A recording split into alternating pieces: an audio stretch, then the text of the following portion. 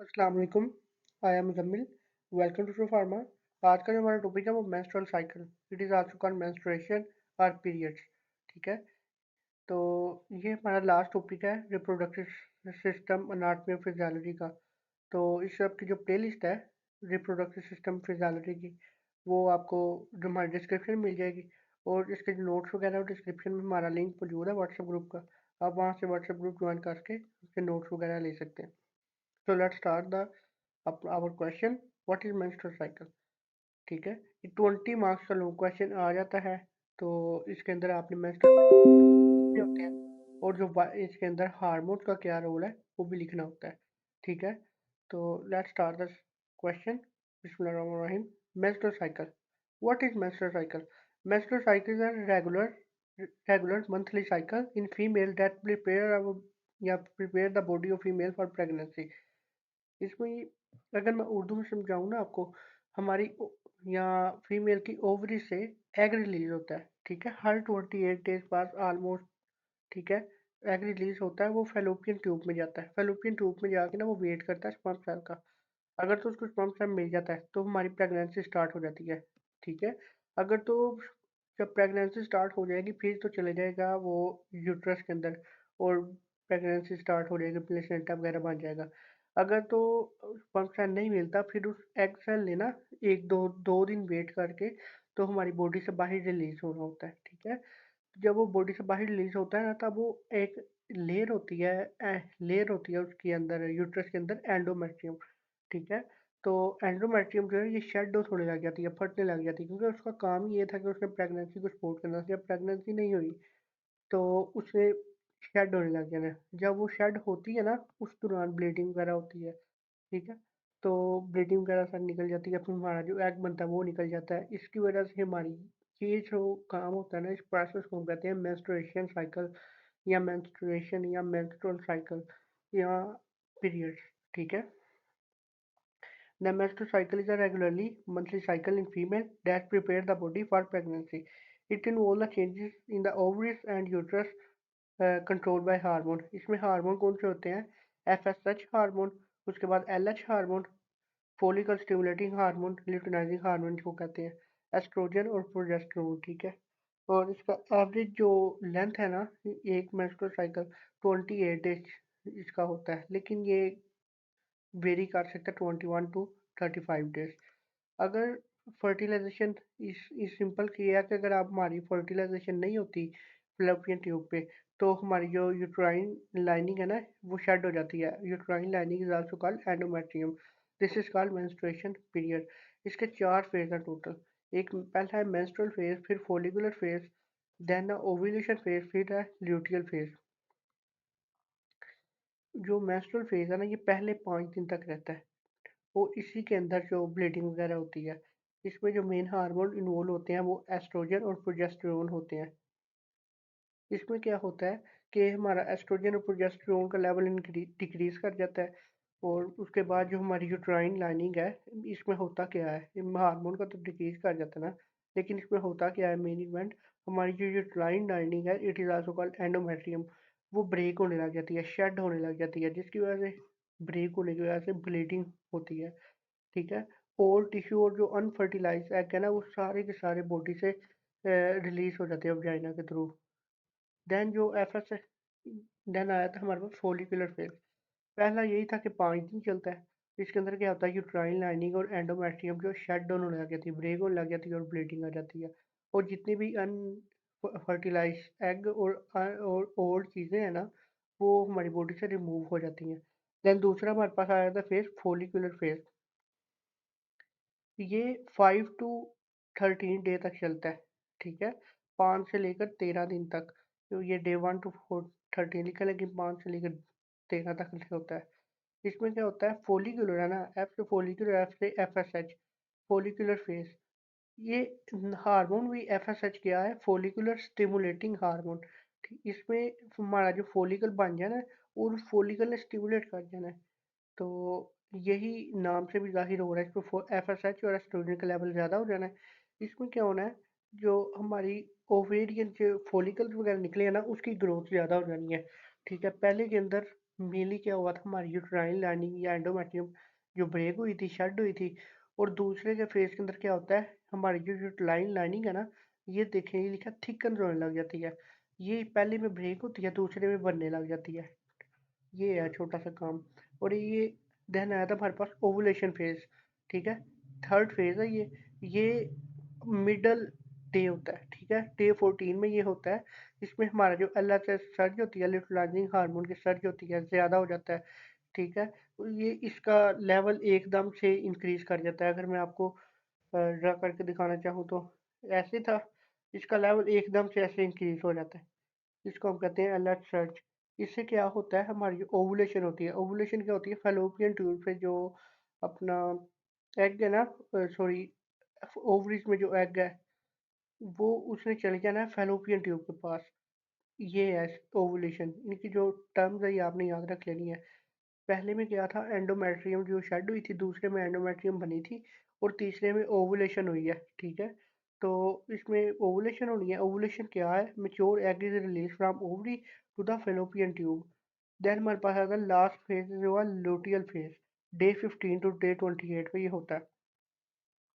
इसमें प्रोजेस्टेरोन और एस्ट्रोजन के लेवल ज़्यादा हो जाते हैं।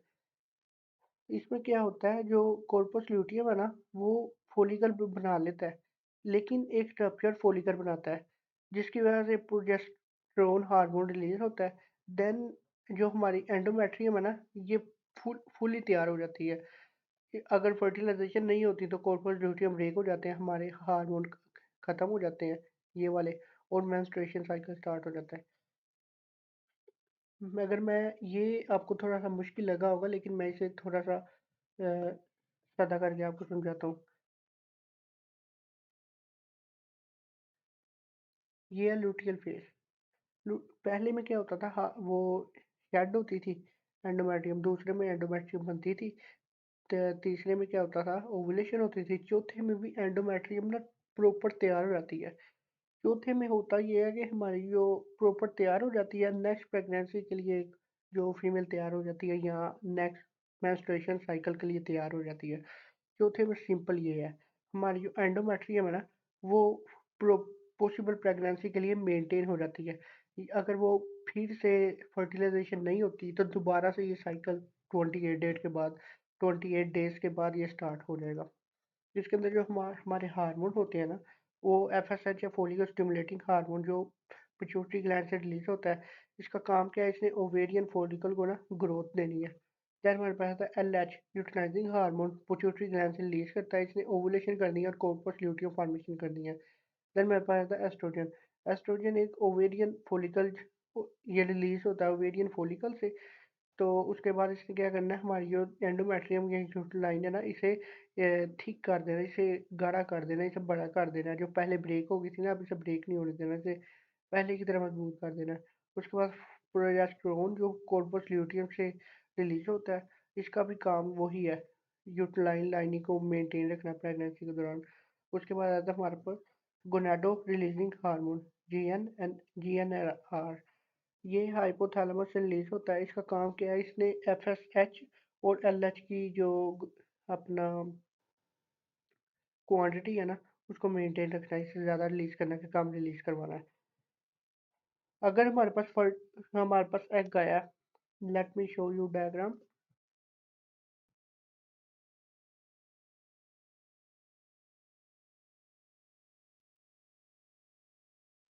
ये ओवरी है। ठीक है, यहाँ से हमारा एग आके ये फोलिकुलर में आ गया, फेलोपियन ट्यूब में सॉरी आ गया। ठीक है, अब यहाँ पे ऑलमोस्ट 2 दिन वेट करना है कि हमारे पास इंटरकोर्स के थ्रू यहाँ पे स्पर्म आए, यहाँ पे फर्ट इसके साथ लग जाए। जब ये एक दूसरे का लग गए, फर्टिलाइजेशन हो गई, इन्होंने मिलकर बना देना जाइगोट। जाइगोट बन के कहाँ आएगा, ये है, ये एरिया है यूट्रस वाला, इन्होंने यहाँ पे आ जाना है। ठीक है, यहाँ पे प्लेस हो जाना है। ठीक है, यहाँ पे प्लेसेंटा वगैरह बन के प्रेगनेंसी आगे स्टार्ट हो जानी है। ये हमारे पास एंडोमेट्रियम है जो शेड होने लग जाती है। पहले इतनी शेड होती है, फिर इतनी हो जाती है, फिर एंड वाले फेज पे ये कंप्लीट हो जाती है, सॉरी एंड वाले बेस पे ये कंप्लीट बन जाती है अगेन। ठीक है, ये था अगर आपकी प्रेगनेंसी हो जाए। अगर प्रेगनेंसी ना हो तो फिर क्या होता है।